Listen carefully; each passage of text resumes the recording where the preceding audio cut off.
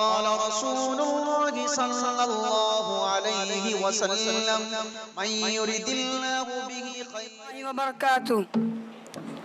الحمد لله وكفى وسلام على عباده الذين اصطفى. أما بعد، أعوذ بالله من الشيطان الرجيم. بسم الله الرحمن الرحيم. تنزيل الكتاب لا ريب فيه من رب العالمين. وقال النبي صلى الله عليه وسلم: خيركم من تعلم القرآن وعلمه. صدق اللہ وصدق رسولہ النبی الکریم. محترم حضرات، علماء و دانشوران، آج میں آپ حضرات کے سامنے قرآن کی عظمت اور اس کے فوائد پر مختصراً گفتگو کرنے کی کوشش کر رہا ہوں. دعا کیجئے کہ اللہ رب العزت ہمیں صحیح بولنے اور اس پر عمل کرنے کی توفیق عطا فرمائے.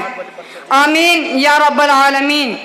بزرگوں اور دوستو، قرآن یہ اللہ تعالیٰ کی نازل کردہ کتاب ہے جس میں دنیا و آخرت کی تمام چیزیں بدرجہ عدم موجود ہیں.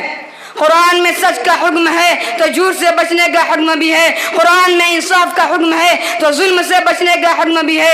قرآن میں محبت کا حکم ہے تو عداوت و نفرت سے بچنے کا حکم بھی ہے. قرآن میں شفقت کا حکم ہے تو رذالت سے بچنے کا حکم بھی ہے. قرآن میں بھائی چارگی کا حکم ہے تو رشتہ توڑنے سے بچنے کا حکم بھی ہے. قرآن میں دعائیں دینے کا حکم ہے تو کسی کو ستانے سے بچنے کا حکم بھی ہے.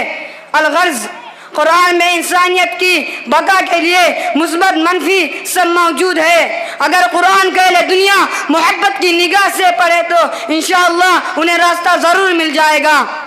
دوستوں، قرآن ہی کے ذریعہ بڑے بڑے عرب کے سورماؤں نے کفر و شرک کی وادی سے نکل کر اسلام کے نور کو اپنایا ہے. جی ہاں، قرآن پڑھ کر حضرت عمر ایمان لائے، قرآن پڑھ کر حضرت خبیب ایمان لائے، قرآن پڑھ کر حضرت طفیل ایمان لائے، قرآن پڑھ کر حضرت سعد ایمان لائے، قرآن پڑھ کر حضرت کعب ایمان لائے. سنتے رہیے، آج کل کے زمانے میں بھی قرآن پڑھ کے کتنے فلمی ایکٹر ایمان لائے، قرآن پڑھ کے کتنے پہلوان و فائٹر ایمان لائے، قرآن پڑھ کے کتنے شرابی ایمان لائے، قرآن پڑھ کے کتنے زانی ایمان لائے. الغرض، قرآن پڑھنے سے گمراہ آدمی راستہ پر آ جاتا ہے، بھٹکا ہوا برباد آدمی آباد ہو جاتا ہے.